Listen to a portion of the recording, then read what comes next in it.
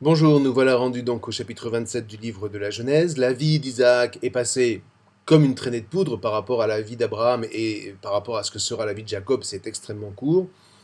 Dès le début de ce verset, on nous dit il est vieux. Et non seulement il est vieux, il est devenu vieux, mais ses yeux s'étaient affaiblis au point de ne plus voir. Donc voilà Isaac qui est devenu aveugle. Alors les rabbins vont forcément se poser la question, pourquoi est-ce que le patriarche est aveugle? S'il est devenu infirme, c'est sans doute qu'il a fait une faute. C'est la justice immanente. À cette époque-là, on ne contracte pas une maladie si en amont il n'y a pas un péché quel qu'il soit. Or, précisément, en essayant de réfléchir sur les raisons de cet aveuglement, les rabbins vont se dire, notamment l'un d'entre eux, va se rappeler que dans le livre de l'Exode, il y a un passage au chapitre 23, au verset 8, qui dit « Tu n'accepteras pas de cadeau, car le cadeau aveugle les clairvoyants et ruine la cause des justes. » Or, précisément, qu'est-ce qui va se passer? C'est que Isaac va convoquer son fils, son Beno Agadol, c'est-à-dire son grand-fils, son fils aîné, Ésaü, et il va lui dire « Prépare-moi du ragoût comme je l'aime, que je mange, et que mon âme te bénisse avant que je meure. » Et ça, vous avez un rabbi qui s'appelle Rabbi Yitzhak qui va dire « C'est de la corruption. » Et donc, si Isaac est aveugle, c'est vis-à-vis de son fils Ésaü. On est toujours aveugle vis-à-vis de ceux qu'on préfère par rapport aux autres. Et du coup, eh bien, évidemment, il est aussi aveugle, mais en mauvaise part vis-à-vis de Jacob. Donc, l'enjeu d'emblée est celui de la bénédiction. Encore une fois, me voici devenu vieux, je ne sais pas le jour de ma mort, dira Isaac, alors ne vous en faites pas, il en a encore pour 57 ans, c'est déjà pas si mal, enfin du point de vue du Talmud. Et maintenant, dit-il, prends ton attirail, ton carquois, ton arc, sors dans la brousse et chasse pour moi du gibier, puis prépare-moi un ragoût comme je les aime, et apporte-moi que je mange et que mon âme te bénisse avant que je ne meure. Ah voilà, la fameuse bénédiction, encore elle, mais pourtant tellement essentielle concernant une bonne compréhension de ce qu'est la filiation. Alors rappelons-nous que la filiation a toujours deux dimensions. D'une part, la dimension de la chair par la mère, mais d'autre part, la dimension de la parole par le Père. Et ça, c'est absolument essentiel. Vous allez retrouver ça, par exemple, dans la naissance du Christ, qui prend chair de la Vierge Marie, nous dit-on, mais il reçoit sa bénédiction de Dieu, le jour de son baptême, de Dieu, qui est donc vraiment son Père. Et dans le fond, la Bible, à partir de ce moment-là, mais dans toutes les pages de la Bible, vous dit, pars à la recherche pour savoir qui te bénit. Et là, tu sauras qui est ton Père. Par exemple, si vous prenez à l'autre extrémité, en Genèse 1, au verset 27-28, vous vous apercevez que Dieu bénit le premier couple humain. Eh bien, en bénissant ce couple humain, il se présente comme leur Père. Et dès qu'il va y avoir une bénédiction, eh bien, Dieu va se présenter comme Père, dans le cadre notamment de l'Alliance. À charge ensuite pour le Père humain de transmettre cette bénédiction. Autrement dit, la semence humaine va transmettre plutôt la vie du corps. On est dans l'ordre de l'immanence, on est dans l'ordre de la fusion, du même, si vous voulez. Et puis la parole paternelle, elle est comme une semence de vie divine, c'est-à-dire quelque chose qui est de l'ordre de la transcendance. Par cette bénédiction, l'enfant prend conscience qu'il se reçoit non pas seulement de lui-même, ça c'est le fantasme qu'on appelle le fantasme de toute puissance, je suis la propre source de moi-même, il ne se reçoit pas uniquement de sa mère, mais il se reçoit d'un autre qui lui est absolument autre. Et pourquoi? Eh bien précisément pour que l'aventure puisse commencer. Pour qu'une histoire commence, il faut être fort d'une bénédiction qui est donnée par un autre, mais qui se présente à moi comme mon ami, et non pas uniquement comme mon ennemi. Et donc, si mon ami vient me bénir, je vais pouvoir me lancer à l'aventure, je vais pouvoir commencer une histoire. C'est comme ça que Dieu, par exemple, se présente aussi comme un père à Abraham, précisément quand, dès les premiers instants, il va lui dire « Quitte ton pays, tu peux quitter ton pays parce que je suis là, parce que je te bénis, parce que je suis ton Dieu, parce que je suis ton ami. » Alors tout ça, c'est très beau, vous me direz, sauf que Isaac va ici connaître un problème que n'avait pas connu Abraham. Pourquoi? Parce que Abraham, lui, n'avait qu'une seule bénédiction à donner à son fils, qui était Isaac, son unique fils, le fils de la promesse. Or, Isaac, lui, se confronte à une dure question. Il a deux fils, mais il n'a qu'une seule bénédiction. D'où le drame, d'où la tragédie, puisque nécessairement les héros de l'histoire vont subir ici un destin malheureux. Oui, mais si le but de la tragédie grecque, si vous vous souvenez, c'est d'inspirer crainte et pitié, comme dira Aristote, la tragédie biblique, elle, si on peut parler ainsi, a pour but de montrer comment Dieu est fidèle à son alliance et comment il prend l'homme dans ce qu'il est, dans toute sa richesse évidemment, mais aussi dans toute sa bassesse, dans tout son malheur. C'est ça, le Dieu de l'alliance. Hein. Et pourquoi est-ce qu'il peut le faire? Précisément parce que nous sommes dans le cadre de l'alliance depuis Abraham. Justement, une alliance qui est faite pour être transmise de génération en génération. Si vous voulez, c'est toute la lumière qu'apportent des découvertes un petit peu plus récentes, on va dire, comme aujourd'hui tout ce qui concerne la communication non violente.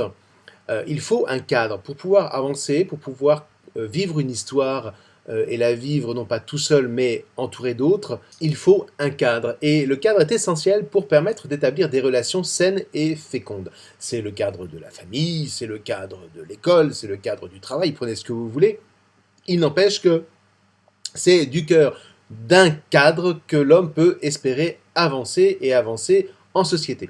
Faites exploser les cadres le matin, le soir, vous aurez été les chercher dans la poubelle pour les remettre, parce qu'on ne peut pas s'en passer.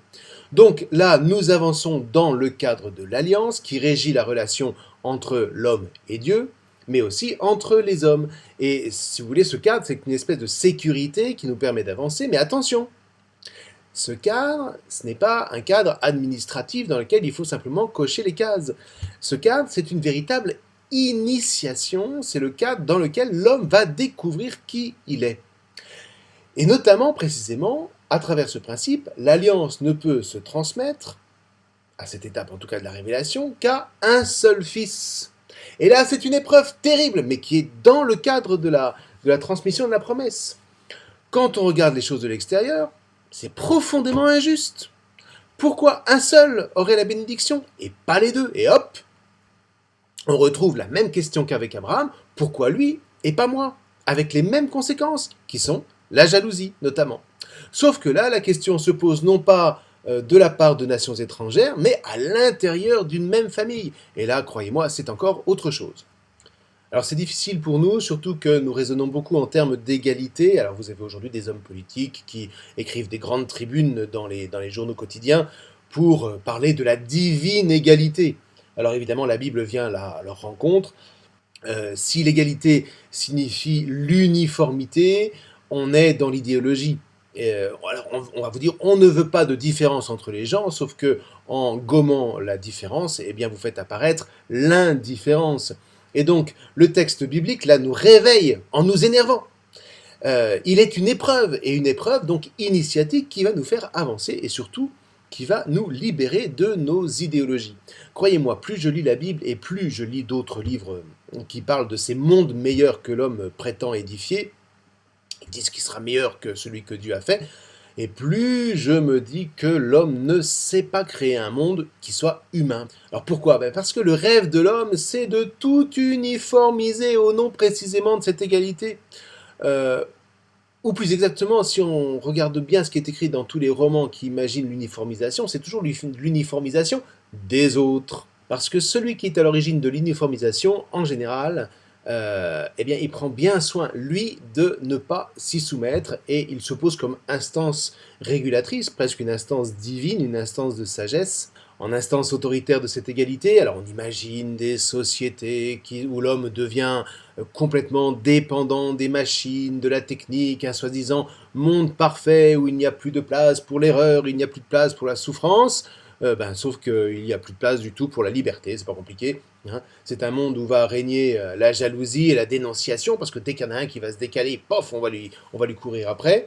Et en définitive, on aboutit tout simplement à un monde totalitaire, un monde triste et un monde morose. Hein, comme tous les totalitarismes ont engendré des mondes moroses d'aussi loin qu'on puisse se souvenir.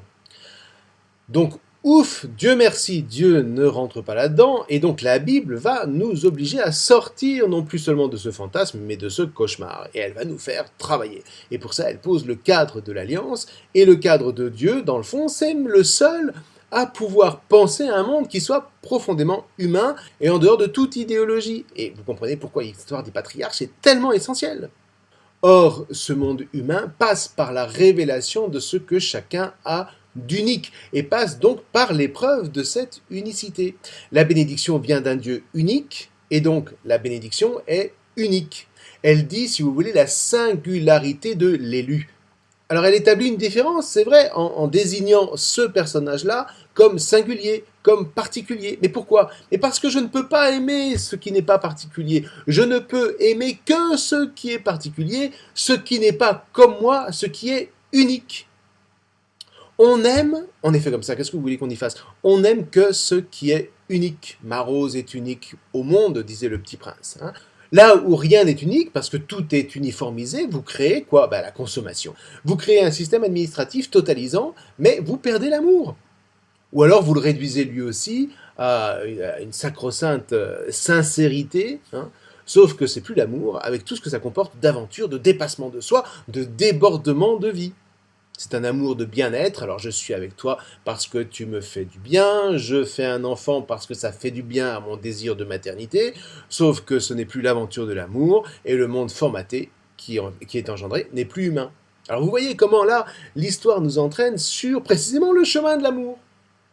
Et il faut que ce soit Dieu qui préside ce chemin pour qu'il devienne un chemin d'humanisation. Sans Dieu, il n'y a pas de société humaine possible. Alors ça, c'est un paradoxe, mais c'est comme ça. Hein. Nous sommes donc au tout début de l'aventure qui commence par entrer dans la réalité donc de l'unique, de l'unicité. L'élection du Dieu un est pour un seul élu et pas pour deux.